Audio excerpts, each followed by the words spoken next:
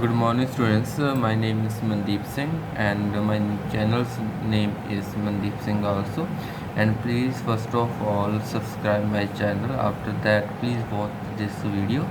Today, I'm here for the class 12th for the next lecture of the decolonization of African countries, Ghana and Kenya. Right. So today we will learn. In the first lecture of this chapter, we have learned about the background of the decolonization of Africa, Ghana, and the beginning of the nationalist movement. So, the half of the nationalist movement has done, and half part has been left. Okay, so today we will complete the beginning of national movement. After that, we will learn about the rule of Nkrumah 1957 to 1966. Right. So in 1949, the Convention of People's Party (CPP), ठीक है, and this party was led by the Nkrumah, ठीक है. So first time workers as well as farmers joined this mass movement, independent movement, ठीक है, right. So in this by this party new constitution also proposed, ठीक है. इसमें direct elections को दिखाया गया है कॉन्स्टिट्यूशन में, और यूनिवर्सल सफरेज को भी शो किया गया. Universal suffrage means the person who is just above 18 years old can vote. Okay. Opposed by national liberation movement. जो नेशनल लिबरेशन मूवमेंट थी NLM, ठीक है, ये मूवमेंट कॉफी बुसिया द्वारा ये लेड की जा रही थी, ठीक है. इस मूवमेंट ने CPP के जो कॉन्स्टिट्यूशन था उसे अपोज़ किया, ठीक है. उसके अपोज़ का एक रीज़न था कि limitation on the powers and tribal chief. जो ट्राइबल चीफ्स हैं उनकी पावर्स के ऊपर लिमिटेशन था, ठीक है. और मोरोवर जो NLM थी, नेशनल लिबरेशन मूवमेंट थी, वो फेडरल स्टेट चाहती थी, जैसे रीजनल स्टेट गवर्नमेंट और सेंट्रल गवर्नमेंट का कम्बिनेशन, राइट. उसके बाद एक और कॉन्स्टिट्यूशन अप्रूव किया गया उसकी जगह पे, पहले की जगह पे 1954 में. तो इस कॉन्स्टिट्यूशन को फॉर्म करने के बाद जो CPP थी उसने इलेक्शन जीत ले. Majority of seats won in the new election of legislative assembly. Then prime minister Nkrumah became a first prime minister. So he was a prime minister Nkrumah's Gold Coast government जो थी उसके prime minister बने. And issued white paper. उन्होंने एक white paper भी issue किया, ठीक है.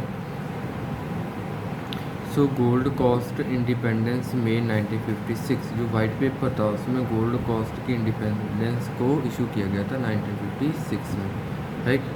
सो British government agree for independence. उसके बाद ब्रिटिश गवर्नमेंट ने भी इंडिपेंडेंस दे दी. ब्रिटिश टोगोलैंड रेजिडेंट्स वोट क्यों दी थी इंडिपेंडेंस ब्रिटिश गवर्नमेंट? क्योंकि जो ब्रिटिश टोगोलैंड रेजिडेंट्स थे, ठीक है, उन लोगों ने भी इंडिपेंडेंस के फेवर में वोट किया था, ठीक है. और इसके बाद जो दूसरा पार्ट था गाना का, unification with independent gold cost के साथ उसकी यूनिफिकेशन कर दी गई, ठीक है. और 6 मार्च 1957 द स्टेट ऑफ गाना बिकेम इंडिपेंडेंट कंट्री, ठीक है. 6 मार्च 1957 को जो गाना कंट्री थी वो एक इंडिपेंडेंट कंट्री बन गई, राइट.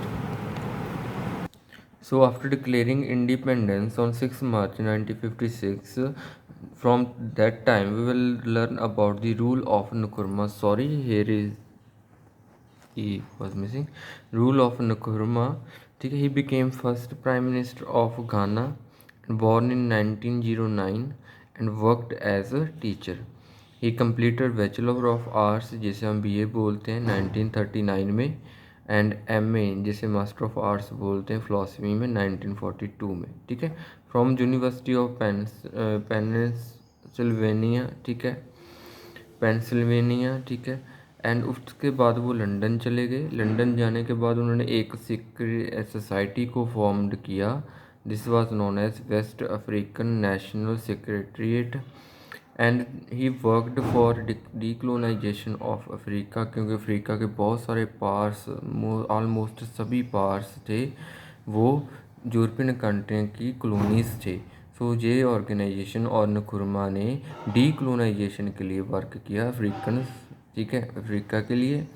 सो वो एक सोशलिस्ट भी थे। सोशलिस्ट वो होते हैं जो सभी लोगों की इनकम के लिए सोचते हैं, अपनी कंट्री के सभी लोगों के लिए सोचते हैं। तो this is the opposite side of capitalism, ठीक है। जो कैपिटलिज्म और सोशलिस्ट होते हैं, सोशलिज्म होता है, वो दोनों एक दूसरे के अगेंस्ट होते हैं, ठीक है। जो कैपिटल होता है उसमें अमीर और भी अमीर हो जाते हैं, गरीब और भी गरीब हो जाते हैं, ठीक है। और सभी के पास चांस होता है कि वो अमीर हो जाएं, ठीक है। तो जो सोशलिज्म होता है, सोशलिस्ट होता है, उसमें जो वेल्थ होती है वो इक्वल डिस्ट्रीब्यूट की जाती है लोगों में। सो उसके बाद सोशलिस्ट होने के बाद in favour of industrialisation for better living, वो इंडस्ट्रियलाइजेशन को सेटअप करने चाहते थे क्योंकि ये एक अच्छा चांस होता है कि लोगों की बेटर लिविंग के लिए। So Nkrumah government faced number of problems को उन्हें फेस किया। हाउ टू गवर्न, ठीक है। फर्स्ट प्रॉब्लम थी कि सरकार को कैसे चलाना है। How to unify the 4 territory, जो गोल्ड कोस्ट की 4 टेरिटरीज थी उन्हें कैसे यूनिफाई करना है, उन्हें कैसे साथ में मिलाई रखना है। And win complete independence, independence को कैसे जीतना है। So Nkrumah successfully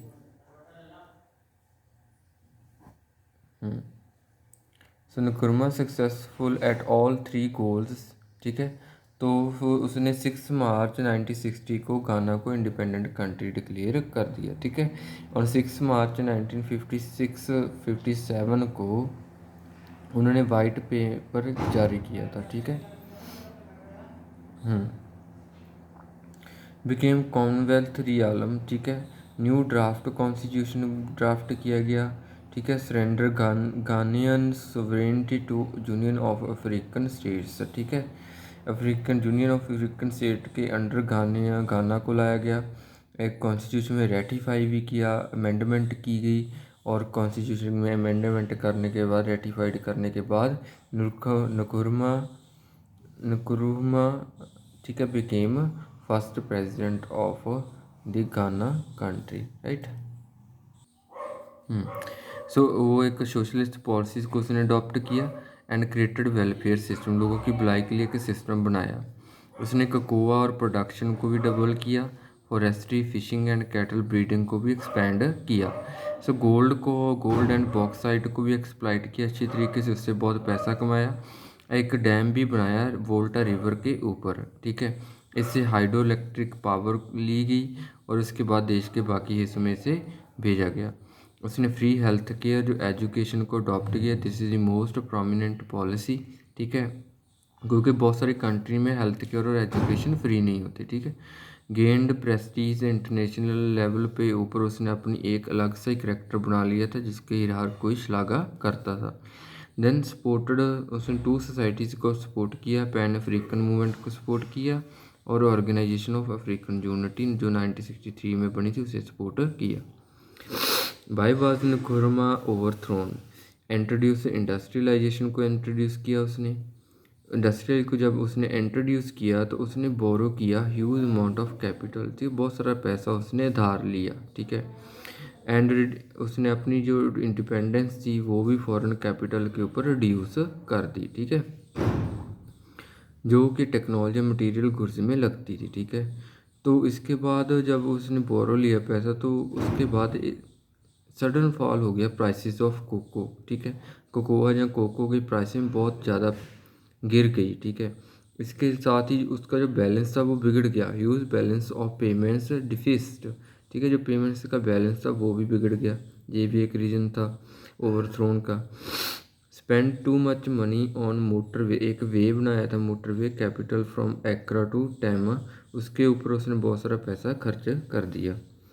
abandoned parliament form, जो तत्काली रीजन था वो था abandoned parliament form of government in favour of one party system and personal dictatorship, ठीक है। ये एक तत्काली रीजन था जिसकी वजह से उसे ओवरथ्रो किया गया। Most prominent reason for downfall became authoritarian, ठीक है। उसने ये एक प्रोमिनेंट रीजन था, ठीक है। उसके बाद वो एक अथॉरिटेरियन बन गया था जो कुछ भी करना चाहता था वो कर सकता था, ठीक है। So half has been read why was Nkrumah overthrown, other parts we will read in the next lecture. So I want to say that one thing only, please subscribe my channel for getting new updates. So thank you so much for watching for this video.